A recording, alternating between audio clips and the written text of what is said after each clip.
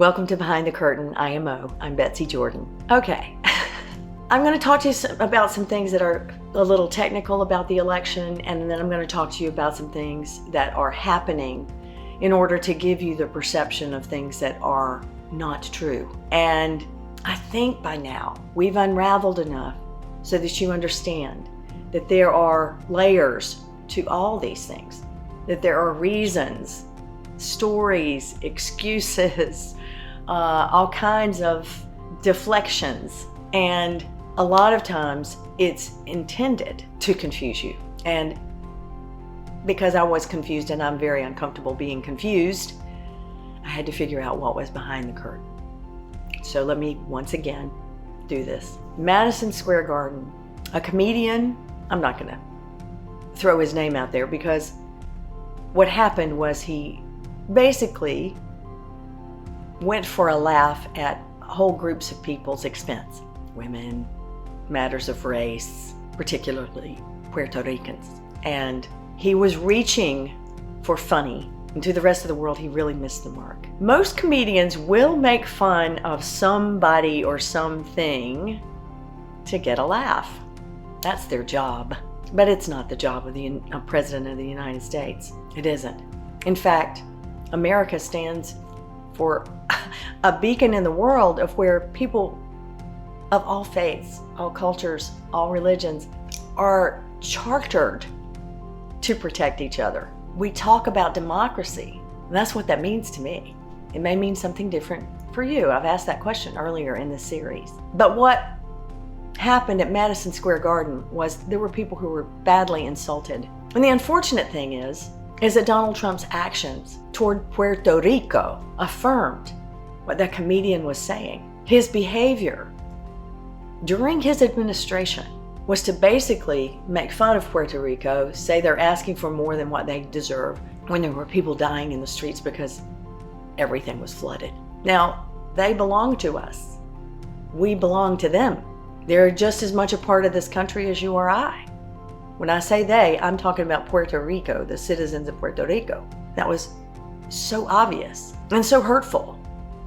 Hurtful that your president would talk that way about you. He has called Kamala supporters garbage, absolute garbage. And now he's trying to make light of that by posing in a garbage truck and saying he's going to take out the garbage. Now look, people can call me a lot of names, and I'm not offended by that necessarily because I know it's not true, so I don't allow myself to believe that. I know I'm not garbage. I certainly know I'm not absolute anything. So I get it that he, he's like expecting us to be thick-skinned. He's not, but he expects us to be, you see. So calling people absolute garbage, making fun of people and getting a laugh at their expense, making fun of large groups at their expense is a deflection from what else is really going on. Meanwhile, you have some people burning ballot boxes in Washington state, and you have some folks not burning, but going after FEMA, the militia. And I heard it said from someone who actually lives in the area of Western North Carolina where this is happening, where Donald Trump is saying, emergency services are not going in there. They're not going in there. They're not having the kind of effect they have. Where I know that the American Red Cross has pulled out, that FEMA has pulled out, that there are people who are still very much in need.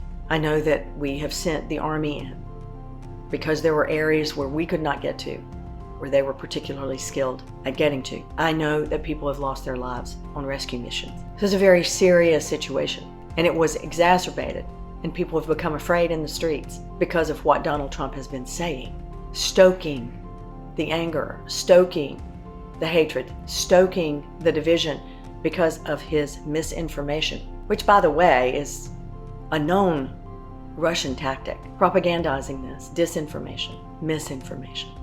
It's deliberate, trying to turn us against each other and trying to deflect from what's really happening. He's afraid he's going to lose. So let me call out the Washington Post and the Los Angeles Times. Now, I know the news section of those newspapers, excellent, best in the world.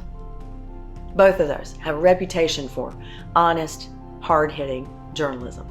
But I'm sorry, the editorial board is part of your paper. And I know some people have walked off the job because those newspapers decided 11 days out of the election not to endorse, when they were headed to endorse Harris. And who's not complaining about that? Who are they afraid of? Because that is a cowardly move. Make no mistake about it, there's nothing brave about that. And it's coming from directions of very wealthy one-percenters. Now why? Why are they doing this? Are they believing that somehow Elon Musk is going to open up the media world to them and connect them to the rest of the world because of Starlink? Possibly. Possibly. I haven't researched that enough to know. But I have to go, okay, consider the source. What are they afraid of? Are they afraid that Donald Trump will ruin them? Well, he ruins everybody around him.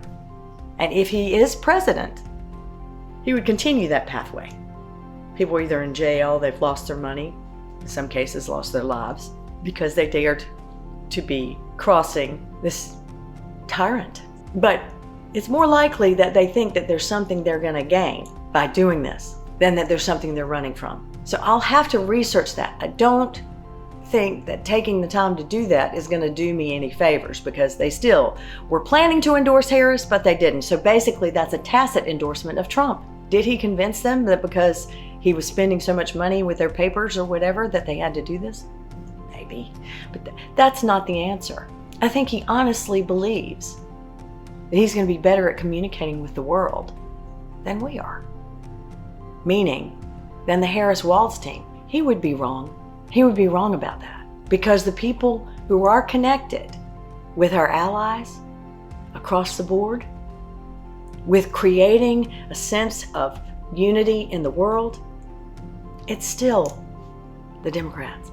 I want to talk to you about the red margin, and I need to do that. This is just getting to be too long. So don't worry, I'll probably post 2 videos in this particular day so that you can understand what is happening to deflect your attention from what's really going on in the election. This is Behind the Curtain IMO. Thank you for being here.